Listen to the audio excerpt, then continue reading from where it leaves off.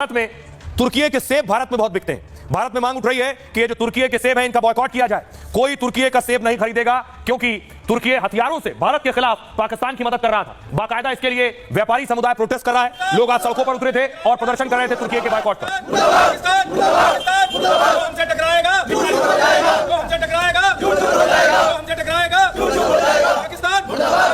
अब लोगों की मांग है तुर्की के सेब का बॉयकॉट करो और शिमला के सेब लोग प्रमुखता से खरीदें।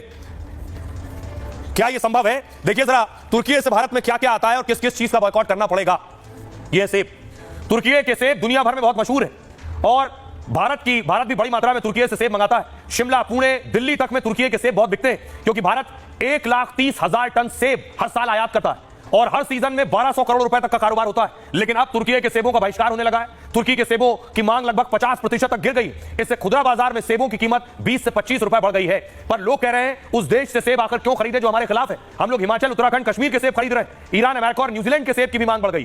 तुर्की से आता है मार्बल, दुनिया भर का सबसे बड़ा संगमरमर भंडार तुर्की में, शुद्ध सफेद और महीन दाने के लिए मशहूर है। भारत भी करीब 70% मार्बल तुर्की से खरीदता है। एशिया का सबसे बड़ा मार्बल ट्रेड सेंटर उदयपुर है और यहां के 50 से ज्यादा कारोबारी तुर्की से मार्बल खरीदते हैं। लेकिन अब तुर्की से कारोबार बंद करने का फैसला किया गया है। न कच्चा सामान तुर्की से खरीदेंगे और न उससे व्यापार करेंगे। साथ ही हथियार भी खरीदते हैं। हथियारों का भी कारोबार तुर्की के साथ भारत का होता है। इन हथियारों में बम, ग्रेनेड, टॉर्पीडो, माइंस, मिसाइल शामिल है। साल 2024 में भारत ने 30 करोड़ रुपए के हथियार तुर्की से खरीदे।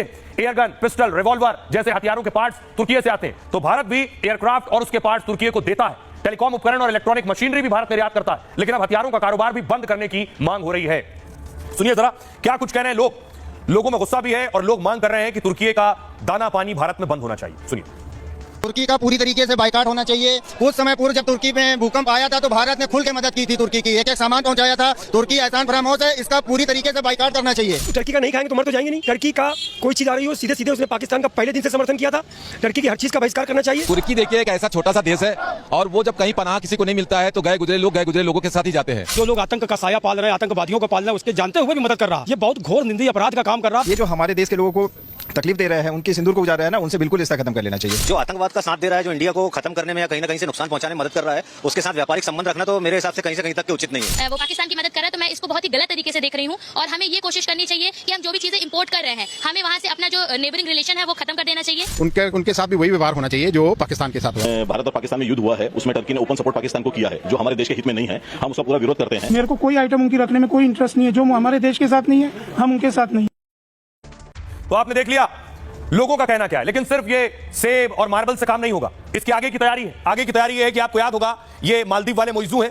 मालदीव का बॉयकॉट हुआ था तो वहां किस तरह से टूरिज्म पर असर पड़ा था, पर्यटन पर। यही मांग हो रही है तुर्की पर कि तुर्की का जो पर्यटन है उस पर असर पड़े। ये तुर्की की तस्वीर आप देख रहे हैं। तुर्की लोग पहुंचते हैं घूमने के लिए, पर्यटन की जगह है और लाखों पर्यटक हर साल तुर्की जाते हैं। तुर्की की तस्वीरें आप देख रहे हैं। दूर दूर से लोग पहुंचते हैं तुर्की घूमने के लिए। उनके लिए एक फेवरेट पसंदीदा डेस्टिनेशन है। और अब मांग उठ रही है भारत से कि अपनी फ्लाइट कैंसिल कराएं। जो लोग तुर्की जा रहे थे और लगातार फ्लाइट कैंसिल भी हो रही है।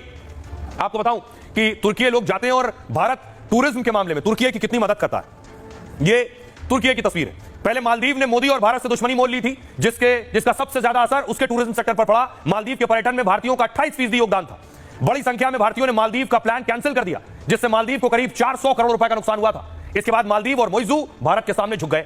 कहा जा रहा है कि कुछ ऐसा ही हाल अब तुर्की का हो सकता है। इस्तांबुल जैसे तुर्की के शहरों में बड़ी संख्या में भारतीय जाते हैं। 2024 में 3,30,000 भारतीय तुर्की घूमने गए। इन यात्रियों से तुर्की को करीब 400 करोड़ का फायदा हुआ। हर साल 50 भारतीय डेस्टिनेशन वेडिंग के लिए भी तुर्की जाते हैं, शादी करने तुर्की जाते हैं। इससे तुर्की को 500 से 1,000 करोड़ रुपए मिलते हैं। लेकिन अब भारतीय सैलानी तुर्की का बहिष्कार कर रहे हैं। मेक माई ट्रिप जैसी कंपनियां बुकिंग के पूरे पैसे रिफंड कर रही हैं। 3 दिनों में 15,000 पर्यटकों ने तुर्की का टूर कैंसिल कर दिया।